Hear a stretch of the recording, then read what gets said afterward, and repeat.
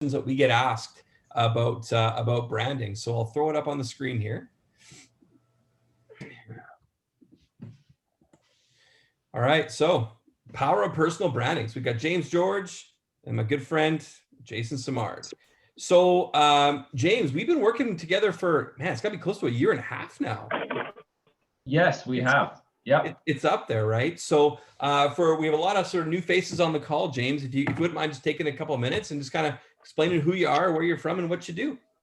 So originally from England, moved over here around 4 years ago. My history is originally I worked in the media, tried to make it as a TV and radio host. Didn't get as far as I wanted to. Randomly started a princess party company with my wife in England. That took off. Grew that to probably the biggest children's entertaining company in the world. We had over 100 people, entertainers working for us. We recently sold that at the beginning of the year. We ended up franchising it, selling it. I noticed you put here, I was on a program called Shipwrecked. Yes, that's the UK's kind of like version of Survivor. I spent 4 months on a desert island. So years ago, I was like what we call in the UK a Z-list celebrity in England, where kind of everyone knew who I was, but I didn't actually there wasn't any good reason for that. And then, yeah, came here 4 years ago, got into real estate because I absolutely love the idea of working on beautiful homes on the beach. And the truth is when in England, being we call it a real estate agent. It's not a glamorous job. It's a bit like selling secondhand cars. You don't earn much money and you wear a dodgy suit and it's not that great. Watching $1 Million Listing and seeing how much money you could potentially earn, I was like, this looks like a fun job. So I got into real estate and absolutely love it. And that kind of like leads on, which we'll talk about in regards to like branding and how I got into real estate. First thing I looked at was there's 1 million realtors in the world, especially where I am in San Diego. Every single other house seems to have a realtor inside it. How can I stand out and be different and do things differently than the rest of them? Love it. Right on. So we kind of sort of jump right in it. So James, I'll ask you first, man. So in your market, why is branding important? I think the most important thing is to stand out, coming from the idea that there are, I mean, every area is different. I speak to sometimes people where they're like, there's only a few people in my town who are realtors. Where I am, everyone is a realtor, or at least knows 10 realtors. So the most important thing is to stand out. And so that's the main thing why I think branding is really important, is to make yourself stand out. Right on. Jay, what about you? Well, you got to be top of mind, right? So you have to understand that if people don't know who you are, they're never going to call you. They're never going to reach out to you. You're not going to be the person that can earn their business. So your brand, to me, is your standard, and it's about being top of mind. So whatever you're doing from a content perspective, from a marketing perspective, you need to make sure that you're setting your standards really high, and making sure that, you know, again, you're consistent with what you're putting out there and being authentic too. You know, that's one thing that James and I both have in common, is that we're ourselves. We never try to be something we're not. And I don't think you need to be like that. I'm sure you guys have watched those TV shows where people act a certain way and behave a certain way. And maybe if you live in Hollywood or something, you have to have that whole image focus thing. But for 99% of us, just being yourself and being authentic is all that you need to do in order to be successful. Because there's always going to be people that connect with your personality. Right on. So James, what thought went into actually creating your branding? Because you built a really strong brand in San Diego. You've built it kind of based on your personality, based on where you're coming from. So what else went into it? So for me, I think first of all, you've got to think about what your audience is and who you're going to be branding to. Who do you want to brand to? And then think about yourself and what is really important to you and what you enjoy. Watch out, Mr. Max. Back up. Might want to move a couple of people. But in regards to, like, for me, the thing that made me stand out was being British. So it was easy. I was like, as soon as I got here, I actually realized that I stood out. People really enjoyed listening to me talk. I mean, when I used to play poker in England, people would say, "Can you be quiet? Please shut up," because I talk a lot. And then when I got here, I turned up to poker and everyone on the table wanted to hear about me, why I was here.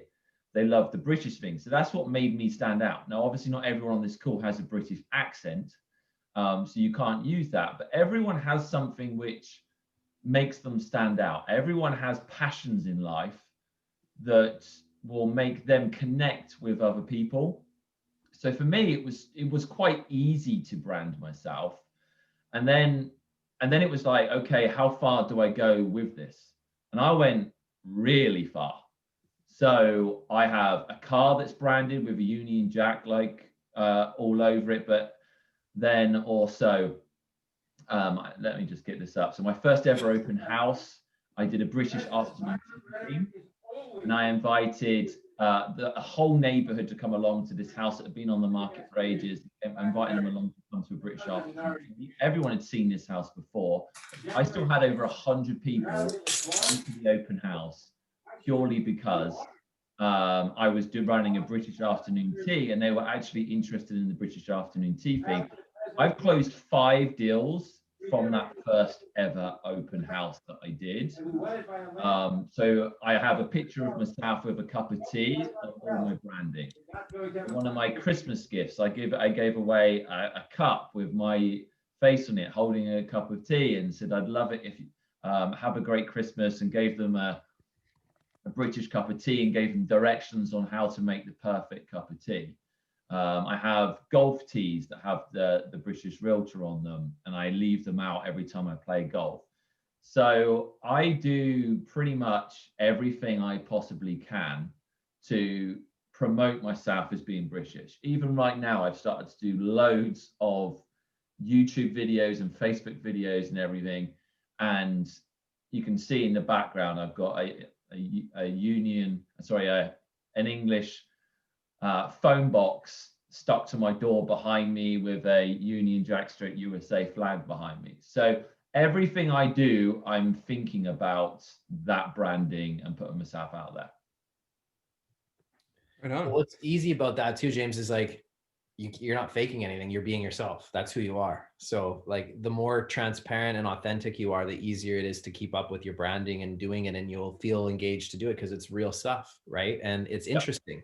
And it makes you stand out from the thousands of other agents in your market. There's only one that people will associate with the whole, hey, the British Realtor guy. I like that guy. He's interesting.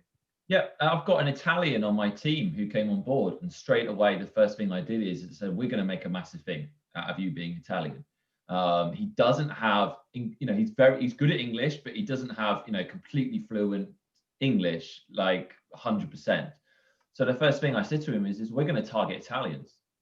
So what we're going to do is I got him to do it literally 3 weeks ago. I said, we're going to do a market report that I put out, but you're going to do it in Italian. And we're going to Facebook advertise to every single Italian person, because whilst Facebook annoyingly has stopped us doing certain things, you can target languages. And he's already got a listing appointment from it, got a buying appointment from it.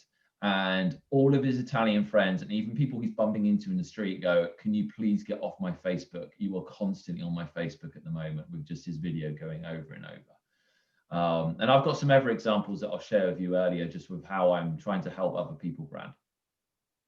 Brilliant. Right on. So Jay, what thought went into your branding? Well, for me, I didn't want to be owned by a national brand, because, at the end of the day, it's our business that we're building. And I felt like, we need to own our domain, we need to own our content, and we need to own our brand. It needs to be our own unique thing that we can build. And I didn't want to build around my name because, I think that would be harder for people to connect to my name. I wanted them to connect to a brand that we could build together. So what was interesting last year, I guess, when we made the decision to move from the national brokerage, or 2 years ago that we moved to, one of the questions I asked is, as I said, how important is, at the time we were at RE/MAX, the RE/MAX brand versus the Sims brand? And I just went around the table and I asked everybody, I was like, which brand is more important to you? And I wasn't shocked, because, I thought that would be the answer, but it was unanimous. They all felt like the Sims brand was more important to them. They said, we don't, the Remax brand isn't us. It's not our brand. We don't own it. We don't use it. Our Sims brand is ours. It's like something that we can connect to, and it's something that we've built standards around. And so for me, it was something that could be consistency as far as being top of mind, right? I didn't want to confuse the market by having too many different initiatives going out there. I wanted the Sim standards to be there. And then I wanted to make sure that our standard was a world-class one. When people thought about us, they knew we didn't cut corners. They knew that we would have very, very high service levels, and that we hopefully would be the type of company that they would brag to their friends. Hey, my realtor did this, my team did this, this is what they're doing to help us, versus, being like, oh yeah, they're okay. So, having that consistency in brand has helped also, like, our culture within our group, like people proudly wear their Sims logo wear, and they proudly, stand behind something that they own because it's all of ours. It's, we've created that type of culture. Nice, thanks. So we have a lot of people on the call who are like brand new agents, people who are just starting to get a brand, up and running. So James, let me ask you, what is sort of one pitfall that you might have fallen into earlier on that you'd like to tell people to avoid? What, in regards to actually branding myself? You got it. One of the things that I suppose I've had an issue with is changing, having to change my brand. So legalities and stuff as well. So I was originally called the British Realtor, and for a couple of years, no one had an issue with it. And then I had to change to be the British Real Estate Agent. So that is one of the things that straight away is know the legalities of what you're allowed to do and what you're not allowed to do. You're not allowed to call yourself the Italian Realtor, as an example, or the British Realtor. You're not allowed to have a geographic term with the word realtor. I'm allowed to be James George Realtor, but I'm not allowed to be the British Realtor. So when that is just one thing to think about, don't go and spend loads of money on a car like I did and then have to change everything. So just look at the legalities and then think about your long-term branding as well. So we also have another brand because I'm British, not everyone on my team is. We also have a separate website. Originally, it was called the British Realtorteam.com. We had to change it legally. So then I was like, do I call it the British Real Estate Team.com? And then I thought, no, I'm bringing in more people on my team that don't necessarily want to use that brand because they're American and it doesn't really work for them. So we came up with the brand HomeIsSanDiego.com. And we've been pushing Home is San Diego a lot as well. Now, the problem I've got with that is the fact that we've now expanded.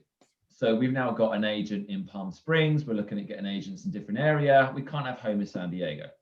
So now we're having to change our branding again to HomeIsCali.com. So the thing that I've had an issue with is think about your long term. Think about where you want to go.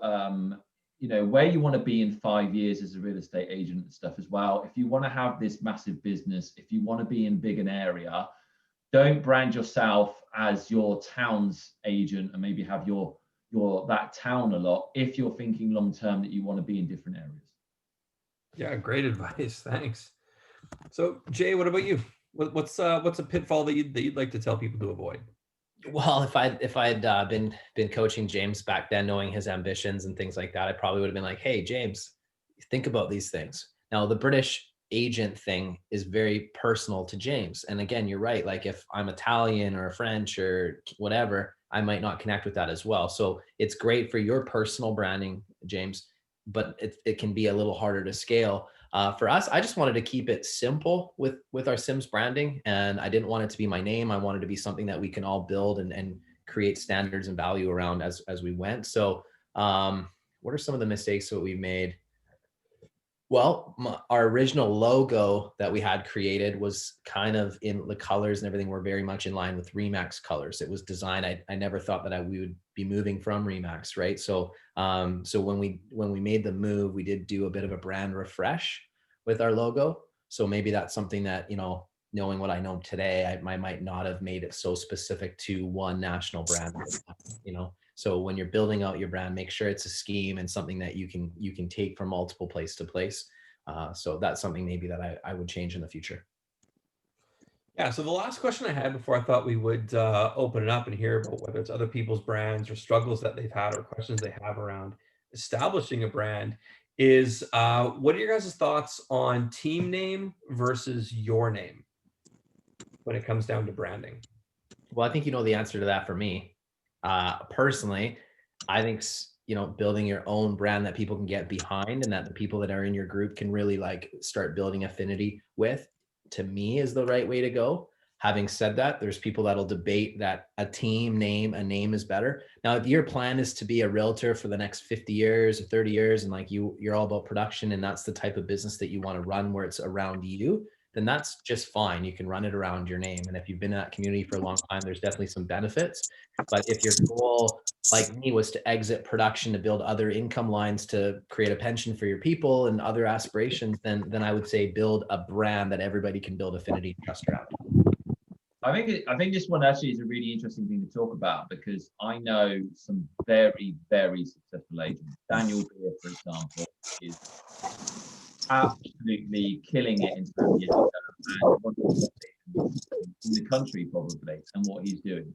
And he is all about Daniel Beer. There's, I remember Cristiano, who joined my team, he spoke with them as well, and he said it's all about, it's all about King Daniel, but it's done very well because he does promote himself and he's established himself as a real estate figure. So when he does that, what that means is people are interested in joining his team because of what he brings to the table. He brings a lot of deals to the table. He brings an unbelievable amount. Because he has built himself as a brand, he can add a lot of value. Now, the problem with that is if there's anyone on the team who actually wants to be a proper rock star themselves and have their own brand, there's no room for that.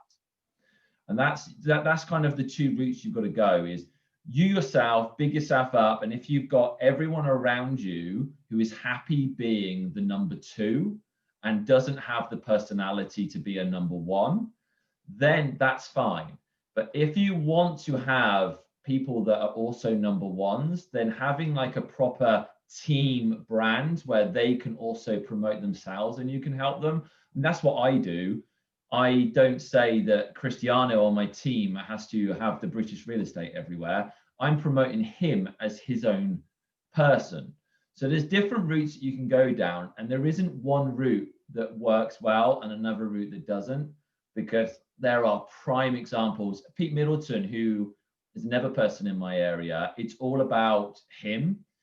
He used to have massive billboards with Pete Knows PB. In fact, I'll just share. I wonder if I can just share it now quickly and get it up for you, because it's just a really good example of great branding. So, and what he does. So can you see the screen now? Yeah. Yeah, so there's one in the middle here. And he's got this massive billboard with Pete Knows PB, and he has that everywhere. And everyone on his team does deals under Pete, and it's very similar to Daniel Bear. Daniel Bear has his face everywhere. Alan Shaffron is another one. His face, he has that one picture. I don't know if you can see it. If I scroll it in a little bit, can I scroll in? Oh, no. Alan Shaffron, this guy here, he has that same picture on every listing, on every house. Everyone on his team has to have their listing through him. When you can never, no one can have their own listing. No one has their own branding. It's all for him. Same with Pete Middleton, same with Daniel Bear. And they are great examples of how you can build a brand around one person and be unbelievably successful. But at the same time, that's not the way that I go, and it's not necessarily the way that, Jason's not about that either. It's not like Jason Simard's business. But that doesn't mean that it can't be unbelievably successful. And also, everyone on their teams are probably unbelievably happy. They're probably closing 50 to 100 deals sometimes because of the systems and the branding that they've got in place. Right on. Yeah, I think it's a personal thing. It's a cultural thing for me. Again, I wanted to have a bunch of business partners. I didn't want it to be about me. I wanted to have a bunch of people that could buy into the vision together and that could be a part of it long term and have the upside of the businesses that we build. So it's just a different philosophy, and I didn't really see that being the case in the industry. So I've never been one to be a follower. I've always kind of decided to go with paths that I think make sense to me and connect with me on a personal level. And I always thought, what kind of team environment would I want to be a part of?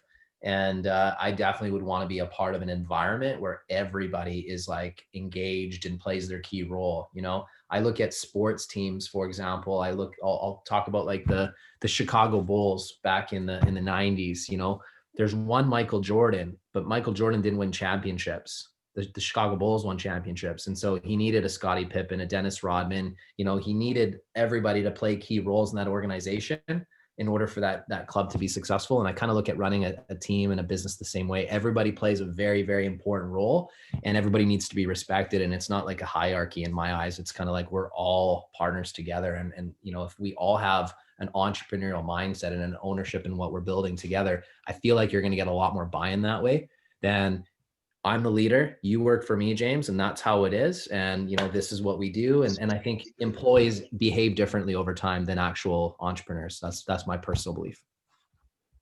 Yeah, I think a lot of the business models that I've talked about, they're kind of like employees as opposed to entrepreneurs. So it's a different business model.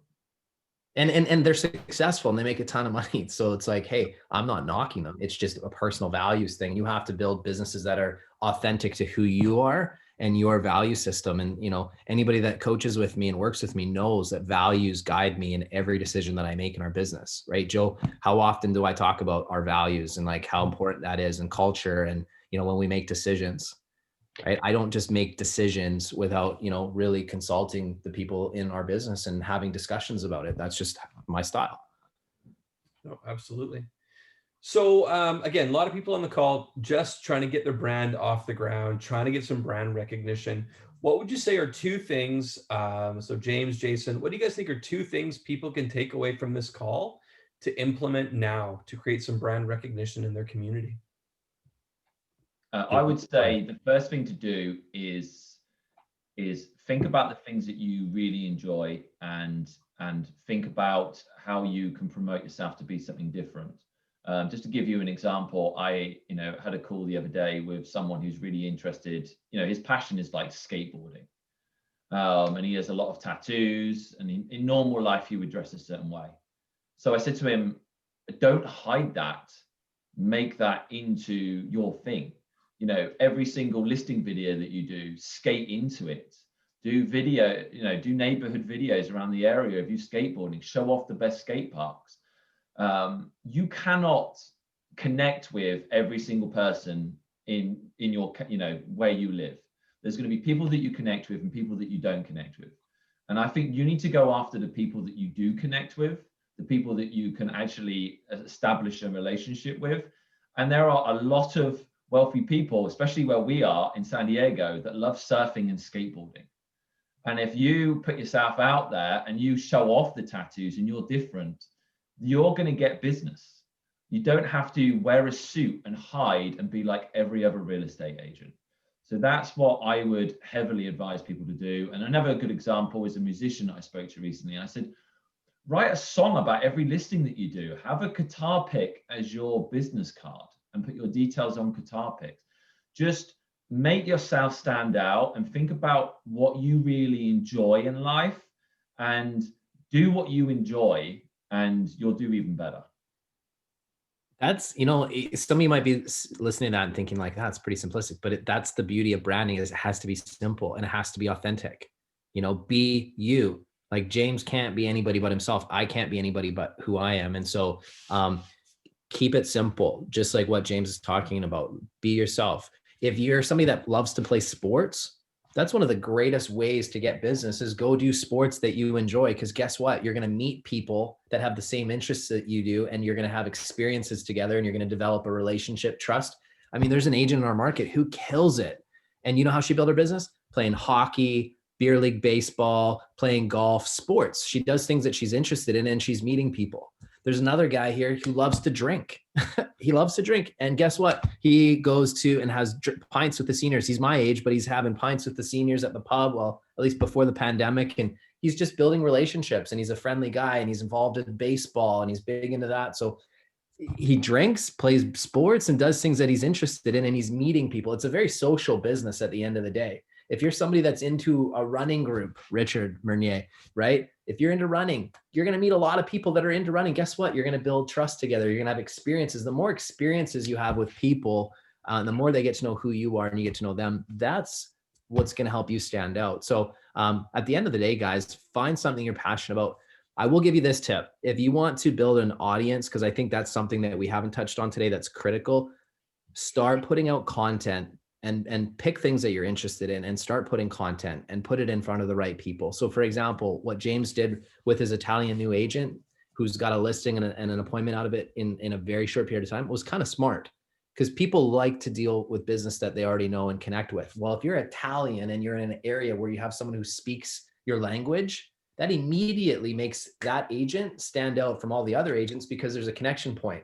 If you've ever traveled anywhere in the world, if you go to a place, you know, it's kind of a foreign land and you look different, then you're definitely a visible minority to everybody else there. And then you see someone else that's like from the same country you are. Like if I go to another country and say Thailand and I meet a Canadian, I'm just like, oh man, immediately there's a connection there. Just like, hey, we understand each other. We kind of understand some of our customs and values. So I hope that makes sense, but put content. When we started to build our brand, it was a video every 2 weeks, and I was just super consistent. Helpful video tip, something that I would put out there. I would boost it on Facebook. I would send it to my email list, and I was just super consistent.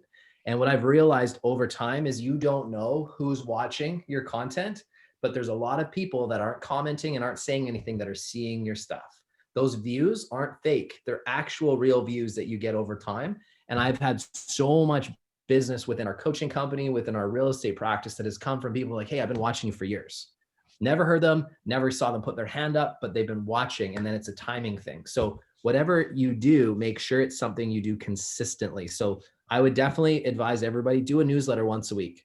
Have a newsletter, do 2 pieces of video per week. Just get them on your phone. You don't have to go and hire a professional. On your phone, create some video, maybe some stuff about some nature trails, a business, a helpful tip, market updates, helpful buyer strategies, listing strategies, but just a couple videos a week. You can add one of them to your newsletter. You can send them out to your database, put them on your social media, right? But just be active and be consistent with whatever you're doing. And then know that it's a long-term play to build an audience. It's something you have to consistently do over a period of time, and you will watch your audience grow. The more people that have heard of your brand and have heard of you, the more top of mind you are, the more opportunities will come your way. But if you're doing nothing to put yourself out there, how is the phone going to ring? The key thing is with that, Jason, is first of all, obviously you've got to make the content, but you've also got to allow people to see the content. So there's an agent I'm seeing every single day doing these Facebook Lives and videos. But the problem is he's got no audience. So is where you've also got to think about the getting an audience as well. And one of the easiest things to do is just to do Facebook advertising. Obviously, send out videos and do stuff to your database, your own Facebook, but also do Facebook advertising. And it's pretty cheap to just push out a video. Facebook loves video. And it does, you can even just spend like $5. We often will spend, say, $25, and we'll spend $25 to everyone who has visited our website using the Facebook pixel within the last 180 days. Then we will also do $25 from everyone who is within a certain distance of where we live. And it's incredible the amount of views that you'll get. So I highly recommend everyone, you don't have to spend a lot of money. We don't really see Facebook now as a way of getting leads. We see Facebook as a branding play. So just and add people, just constantly add people on Facebook, on Instagram and everything. Start trying to build an audience. You don't need to talk about real estate to a particular person and harass them and say, are you looking to sell your house? If you're friends with them on Facebook and you're putting content out there, they're going to see it. So just think about that as well, and trying to grow your audience as big as possible, because you can have the best content in the world, and if no one's seeing it, there's no point. Love it. Let's open it up to questions. What do you think, Joe? Yeah, absolutely. Let's open it up. Place we can go with this. So let's open it up. While we wait for a couple of questions to come in as well, you talk about sports. I was a member of, I deliberately joined a golf club. I've talked about this before in other videos and things. Highly recommend that. And one of the things that I used to find funny at my golf club is everyone used to come up to me and think I was famous because I was constantly on social media and constantly pushing videos out on Facebook and stuff. And there were people I did a video of my golf club when I first joined the golf club. It's one of the first videos I ever did in real estate. And everyone saw that video. And people would come up to me in the golf club and say, I love the video that you did of our golf club. So honestly, just do videos like that, make yourself famous. And because that's essentially what I was the famous person in the golf club. So we have a question here from Kamak.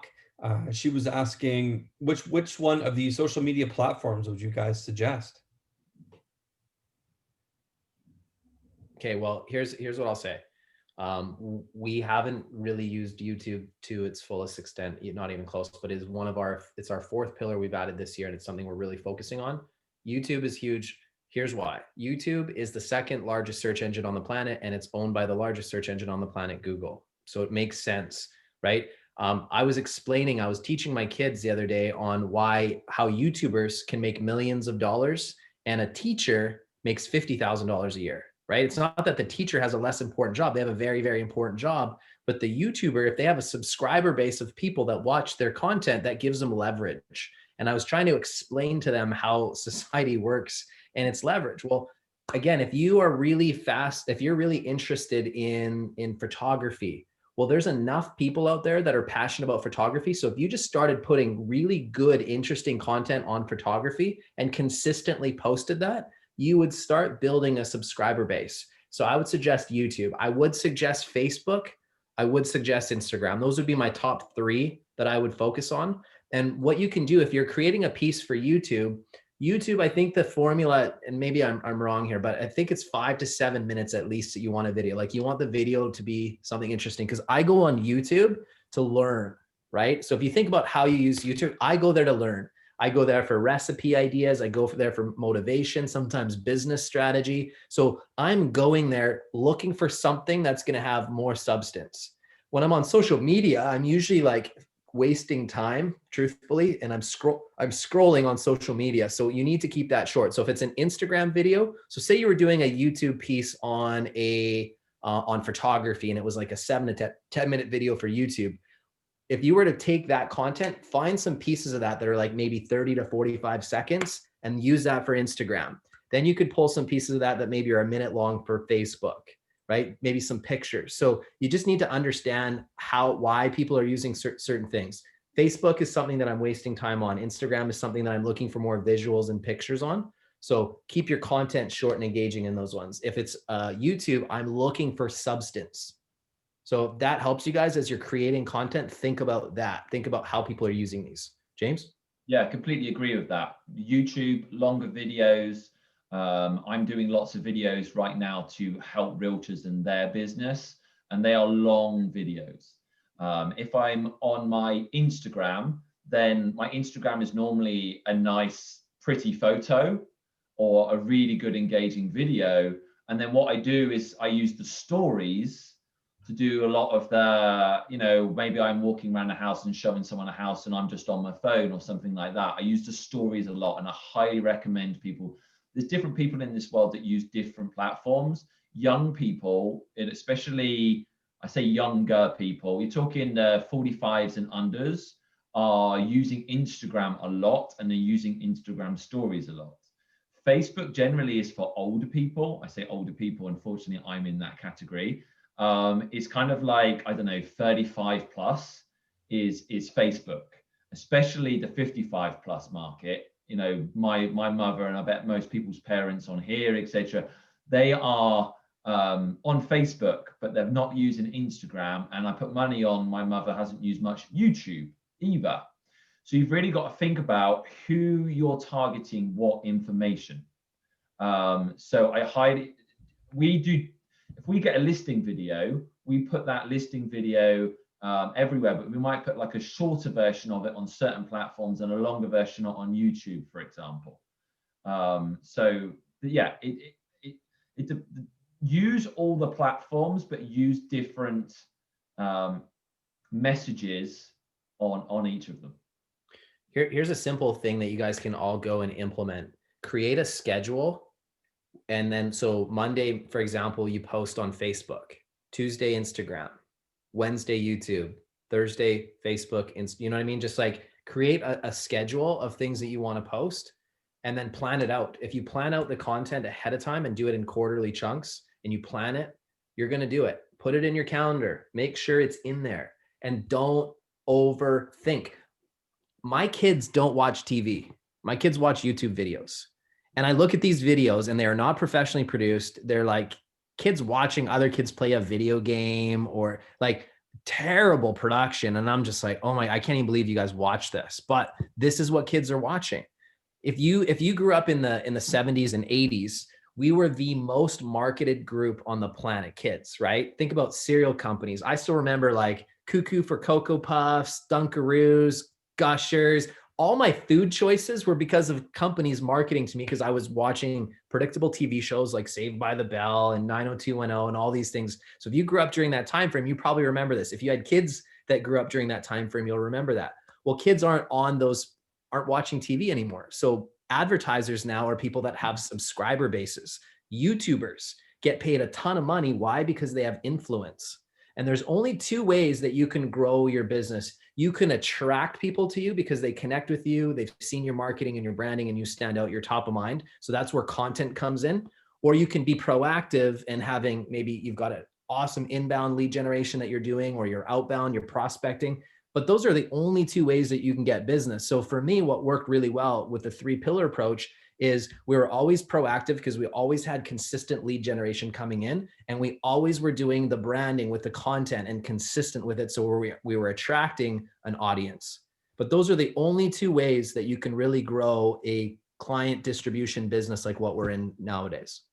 Another tip that you can do is every single video that you ever do, make sure at the beginning of the video, you announce who you are. Okay, so whenever you do a listing video, and everyone should do listing videos, the listing video isn't necessarily to sell the house, it's to sell you. And what you do at the beginning of it, you don't have to overthink it. You don't have to spend loads of money on a videographer. All you need is one of these, especially the new iPhones. They have image stabilizers inside them, and they actually have a wide angle lens. They're incredible. And all you do at the beginning is say, hi, I'm James George with the British Real Estate Team. Today, let's go and look at this amazing house. Boom. Beginning of every single video that you do, announce who you are, announce kind of like your brand or whatever it is, and then go into that video. Don't just do a video of the house. Every single video you're in front of at the beginning.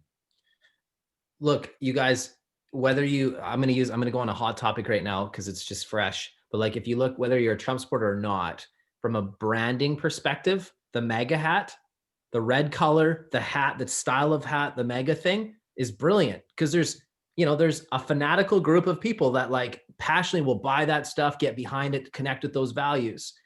He's a marketer. He's a business person. He knows that if he has 75 million people that voted for him and 25 million of them that are passionate, he can monetize that for other things outside of the small amount that he makes from the government. That's how the world works. The more audience you have, the better. So even someone who maybe has some extreme ideas like Trump can have an amazing subscriber base. So that just goes to show you that like literally anything that you're interested in or passionate about, you can build an audience around. So whatever your interests are, even if it's baseball cards, Joe Moretti, right? You can build a great business by having a baseball card collection and discussing it and creating, again, a group of engaged people that are interested in that, right? There's grown men like Joe Moretti, and I'm sure there's others on this call that collect baseball cards. I don't personally understand it, but it doesn't matter. He's not trying to cater to me, but there's millions of people like Joe Moretti that are passionate about it. He's really passionate about baseball. There's millions of people that are passionate about baseball. So you're going to be able to find people that have common interests as you that you can connect with.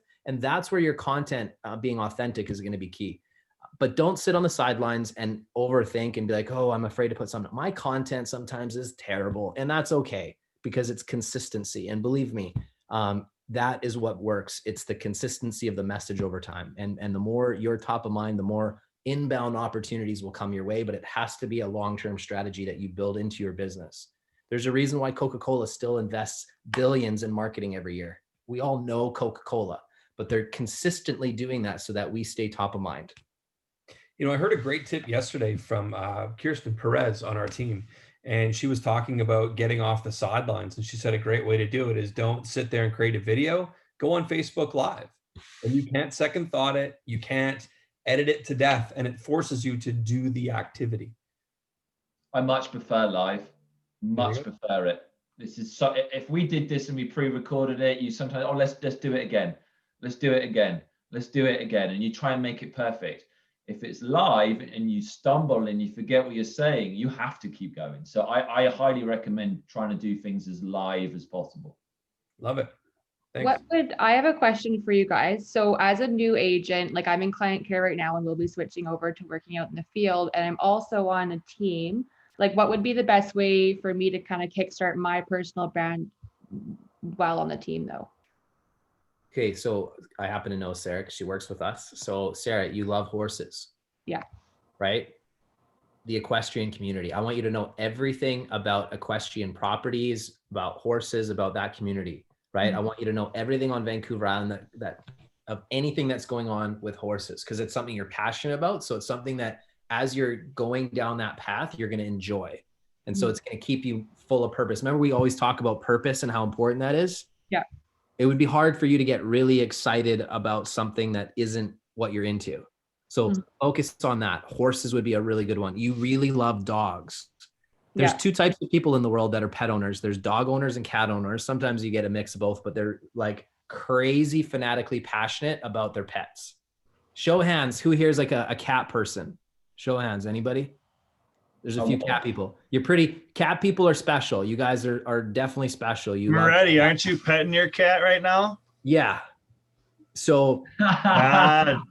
yeah, he's constantly, he's got like a kitten with like 3 legs that he carries around. And yeah. So that would be something else that I would do, because I know you have your dogs and you're into that. So the more content you post around your lifestyle and what you're into, the more people are going to connect with you that are into that as well. That's an immediate personal connection that you'll find with a lot of people. Right. So that would be keeping it simple, and that'll keep you excited about creating content. And of course, doing the proactive things that you've been doing and learning is a big one. But, the more you get to learn about what people are into, the more connection points you're going to find where you can find common ground. And if you have really interesting content on that, you can be really helpful. But being an expert in a topic is a great way to build business. If you are known for like doing something exceptionally well, that will help you get huge business. So the equestrian community would be a big one, or acreages and stuff like that. Is that helpful? Yeah, that's totally helpful. Thank you. Yeah, awesome. Who else? Kevin Baldwin said, when I started my brand was the Silver Fox, and now I don't use that brand. I think that was a mistake. Absolutely. If you're the Silver Fox and people know that, it's awesome. It stands out. But you have to be consistent with it. You can't just throw out a mailer one time and be like, oh, I didn't get anything. That doesn't work. Branding is about consistency, and it can be boring, consistent, but it's so key. Like all the things that become routines and standards in what you do are what you're going to be known for in time. So if your standard is to consistently put out a really high quality product, that will help you. I'll give you guys an example of something that happened to us during the pandemic. I think this was back in March when there was a shutdown that happened. Our photographers and videographers we normally use stopped working. And we had a listing that we had to put up, and our client really needed his house sold, and we couldn't offer our normal standards. So, we tried to make it work with what we could. And man, did we ever get lit up by this client. This client was like, you guys, this is embarrassing. This is not how you market at home. I hired you guys because you're the best and your standards and blah, blah, blah. The one time we deviated from our standards when we had no choice, we got lit up for it. And so that was a good reminder for me about, consistency in the branding and never cutting corners in anything that we do, right? There's going to be times you're like, well, I can get away with not doing the video on this listing, or I can get away with not doing professional photography on this listing. Remember, those are your standards. And that one client, how are they going to talk about you to their friends and their family? Are they going to say, this guy went above and beyond, or this girl went above and beyond, and look what my agent did? Or are they going to be like, oh yeah, they were okay. They did an okay job, right? So standards are a big thing. And I think video content that shows that is key. Yeah, we do a video for every single listing. It doesn't matter if it's a manufactured home or a $10 million, we do a video on every single one. All right. Kim says, I have no branding in place at all. However, most of my webpage, Facebook, Instagram, etc. is Greater Victoria Living. Is this too broad or too long of a name for real estate related exposure? Yes, it allows me to promote the city, but not really my name. Just don't know which to look into branding. So Kim, what I would suggest is connecting with people again, like I was saying to Sarah, on things that you're passionate about and being Right. you, right? Because so if you're not, maybe you don't have any aspirations to have a team, but you want to be a successful realtor. Right. If maybe you're a mom, and again, maybe you're not, but maybe you're a mom, be relatable, like, talk about things that happen being a mom. There's So I'm a hiker. hiking, then you should know the best hiking trails. You should be documenting that. You should be putting stuff about it, engaging people. Hey, this is one of my absolute favorite trails. Here it is. What's your favorite trail? Get Yeah. people So engaged with that. I've been doing that, but I haven't been doing it via video because I'm part of a hiking group and I got to keep up with them. Once in a while, I'll put a video out, but it's not me behind the video. Mhm. So I've tried to start getting people to take pictures of me because I'm not one that's I never wanted my picture taken. And to get behind this video part of it, I have to just jump in, I guess. Just got to do it. Don't overthink it, and Yeah. like the things that we put in our head, like, oh my God, I look a certain, we look the way we look. We can't change that. We are who Right. we are, and we should like love ourselves. The more you love yourself, the more you just embrace who you are, the more you attract people, right? Have you ever in your life, if you've at a point where anybody's been single, been attracted to someone who maybe on the surface before you spoke to them, they weren't really your type, but you got to speak to them and you connected with them and you're like, man, this person is like beautiful. We all have had that, right? Yeah. Like it's not just how we appear, it's how you connect with people with energy and how you present yourself. So Right. my biggest thing I'd suggest, Kim, is don't think, just be you. If you're into hiking, here's a simple measurable activity plan. If you want to build your business, find people that are maybe like acquaintances, good acquaintances, and invite them out for a hike. And so if you had 3-4 hikes a week that you booked in with different people that you want to get to know better, what a Right. great way to connect, build relationships, do something that you enjoy, right? Yeah. And the next thing you know, you are also part of a hiking group. So you're meeting people that way. And next thing you know, your phone's going to be ringing because you have built a relationship and trust with people and you're getting to know them on a friendship level. You don't have to Right. talk about real estate at all. They know you're a realtor. It'll Yeah. come up, they'll ask you, but then you're doing things that you personally enjoy that fuel you, and then you're connecting with people. So that would be something I would challenge you guys to do is connect with people that you want to get to know better versus like just always going to the same people that you already know really well. Like look to expand your circle. So many people right now are craving connection and just building more friendships because we're all isolated and stuck in our houses. And you'd be shocked at how many people like, yeah, sure, I'd love to go for a walk or a hike with you. And and what a cool way to grow your business and just have fun in the process. I just have a quick question with that being said, because so I do, with it being Greater Victoria Living, that's not what would go on a sign. So is that, I know your branding was basically on your signs and it was on all your tags of Facebook, Instagram, YouTube. Mine's not that way. The Greater Victoria Living is all on the social media and YouTube, but it would be my name on the sign. Right. So how would I ever connect you with Greater Victoria Exactly. Living? I wouldn't, would I? Right. So you've Your answered website question. could be on the sign, greatervictorialiving.com. Now, you don't even need to have a website necessarily. You could just have that pushed to your Instagram page or Facebook page, for example. But I would, if you're going to look at being that as like your brand as such, then you want that on your sign. You can have Right. your website on your sign and you can have it on your mailers, on your business cards. And maybe long term, if I was you, I would look at having that as your main page, your main website that everyone always uses, and actually look at getting a website. It could just have loads of blog content on there. But I would And that's actually how it's set up right now. So a lot of it is, it's all of it. My website, social media, everything is Greater Victoria Living. My name is not part of that right now, only on real estate signs. So I guess if I switch it that way, right, move it over to the Greater Victoria Living, like with the real estate part of it. Hey, it's Kim Kissinger with the Greater Victoria Living Group. You can have both. I used to introduce myself, Jason Smard, Sims Real Estate Group, right? Our agent, their name. and the real estate group. The consistency is the brand, Right. brand. So you can Okay. totally incorporate both. Okay, perfect. Thanks. Yeah, no problem. Great question. We have a couple other questions, James. Let's see here. I think we accidentally skipped over one. Ahmed said, what is the process you went through to develop your brand, the ideas, design, and did you ask for feedback? So here's a really cool one that I've used for multiple companies now, 99 Designs. So if you've never heard of it, 99 Designs, a great way to get a logo and some branding put together. And you can kind of give them some direction. Do you want more of a feminine look, neutral, masculine look, color schemes? And then what you have is you have these designers from all over the world that are going to submit to your contest. So what they do is they offer like a prize pool. Maybe it's, I don't know, $250 or whatever. And that's a lot of money in other countries. So you have designers from all over the world that are going to submit logos. And then what you can do is you can pick your finalist of designers and then you give them feedback for them to adjust it. So usually it's a, I don't know, 3 to 5 day process to kind of narrow down what you work with. But that's a great way to come up with a cool logo. So 99 Designs for anybody, 99designs.com is a really good one that's affordable and kind of fun. And then you can kind of give them some direction because you know what? We're not realtors. We're not always the most creative people. And so I don't want you to spend the next month working on a logo because a brand is whatever you make it. And keep it simple. There's some really ugly real estate brands, tons. Remax brand's not that nice. Royal LePage not that nice. Sutton's not that nice. You know, our brand's probably not that nice, but they are what they are. You know, as long as they're recognized and something that you can put value around, that's what matters. So have some fun with it, but don't overthink it.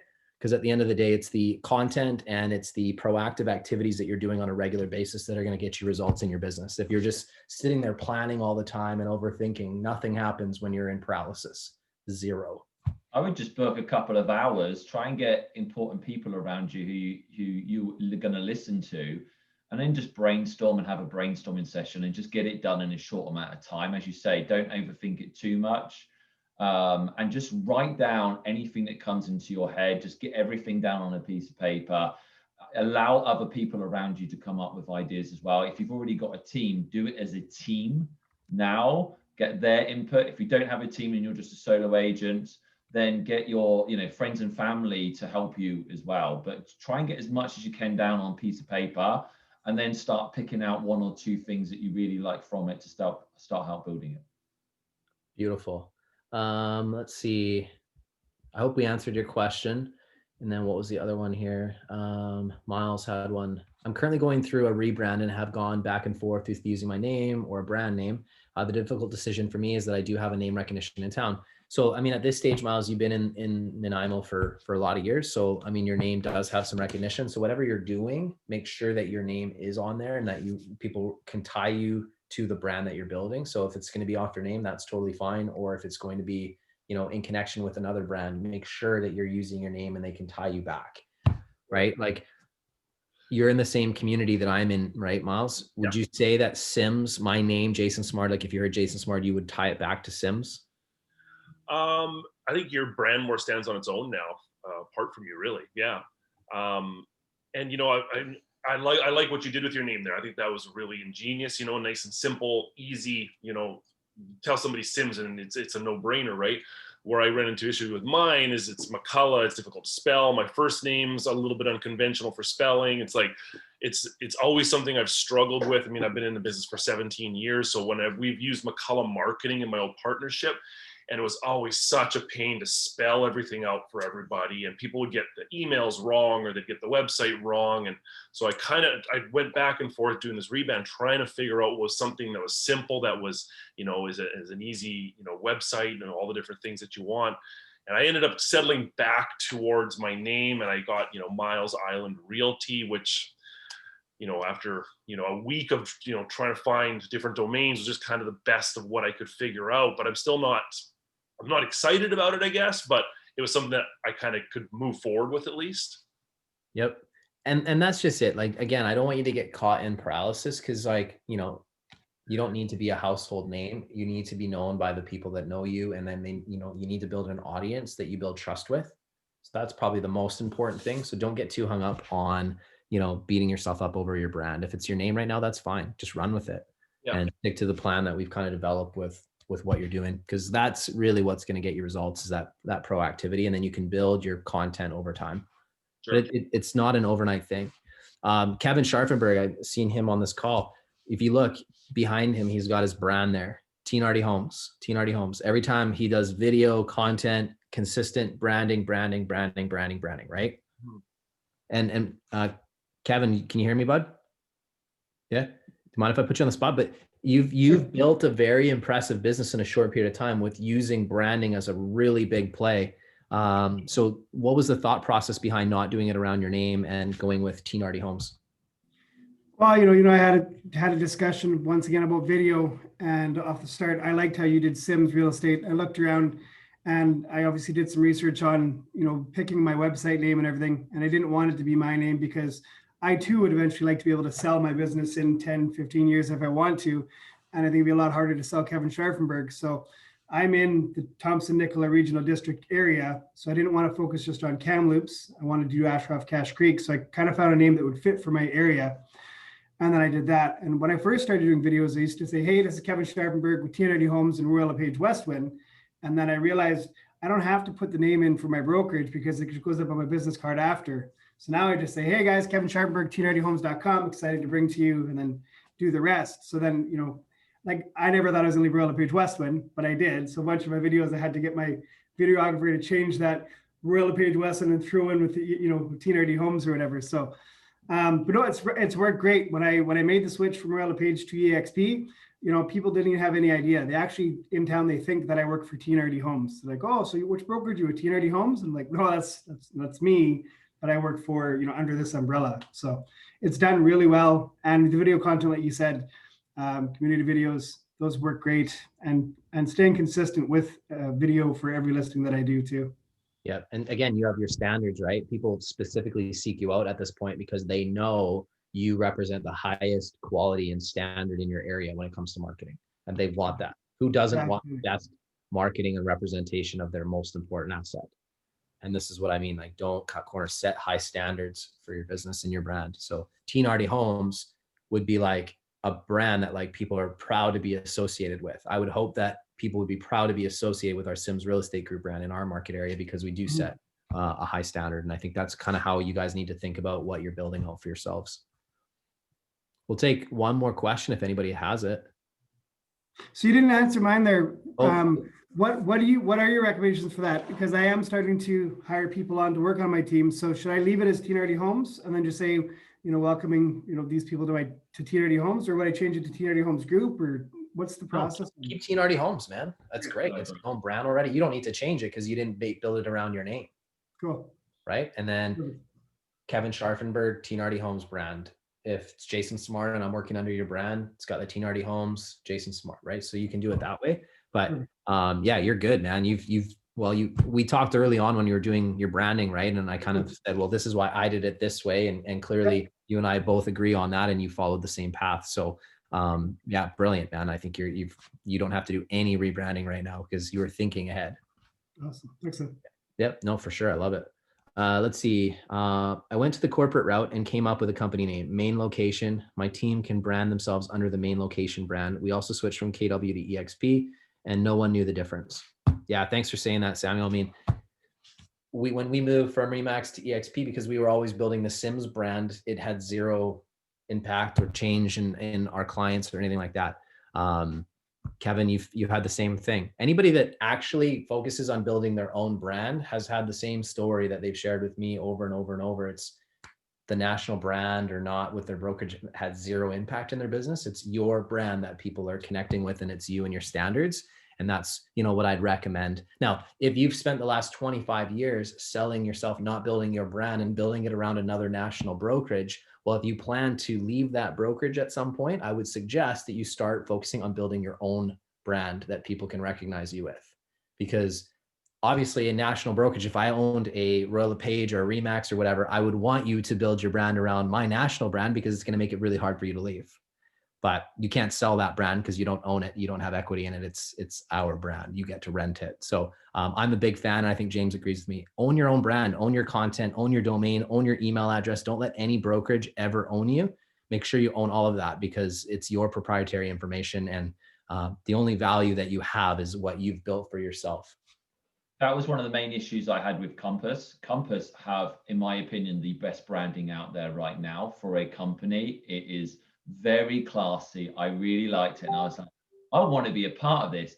And then I soon realized that my brand, I couldn't brand myself within their branding.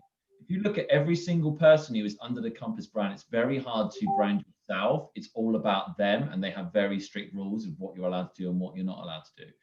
And the problem you've got is yes, it's great to help their brand, and having a bigger brand like that will probably help you if you're a certain type of realtor. But when you've actually got your own business and your own team, I highly advise promoting yourself and building your brand. And it doesn't matter what brokerage you're with, it's you.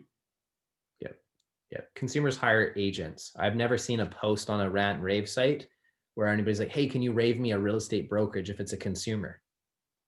Has anybody ever seen that from an actual consumer? I've never. They always say, rave me a realtor. You notice that?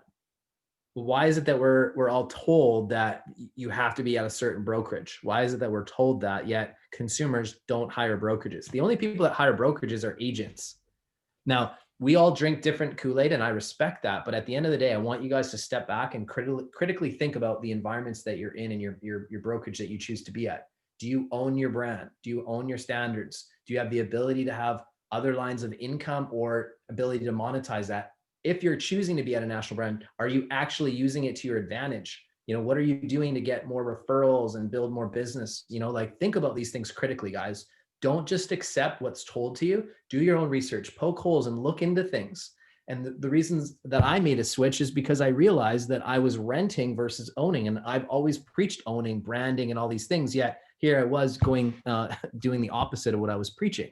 So now I can honestly say we own our own brand. We have our own diverse revenue streams and things that we're building, which is benefiting everybody within our company. But we truly are entrepreneurs now, whereas before we were really just renting, our brand, because our signs weren't uniquely different. They were the same as everybody else's, which again, we were always trying to find a creative topper or something to work around it, but we really didn't have the creativity that we have now. And that's really important to me and my values and our company. So think about those things, guys. I hope you have an amazing day. I'll kick back for a few minutes if anybody has any extra lingering questions or wants a little bit more one-on-one time, but otherwise have an amazing day, everybody. And we've got a really cool guest coming up. We got the author of my favorite book of all time, The Go-Giver. I'm going to be doing a Q&A with him coming up. So make sure you tune in for that CEO Mastermind session. It's going to be awesome. And I really appreciate everybody. Thanks, James, too, for being on, man. That was great. Thank you, Jason. Really enjoyed it.